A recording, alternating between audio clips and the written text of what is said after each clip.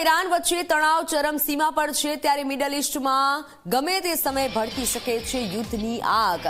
યુદ્ધના સંકટને જોતા ઈરાનની મોટા પાયે કિલ્લેબંધી જોવા મળી। સૈન્ય પરમાણુ હથિયાર બચાવવા કિલ્લેબંધી કરાઈ છે। એક આંતરરાષ્ટ્રીય સંસ્થાએ જાહેર કરી છે સેટેલાઇટ તસવીર।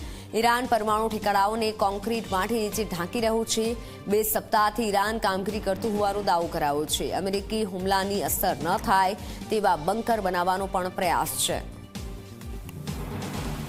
એક આંતરરાષ્ટ્રીય સંસ્થાએ જાહેર કરી છે સેટેલાઇટ તસવીર।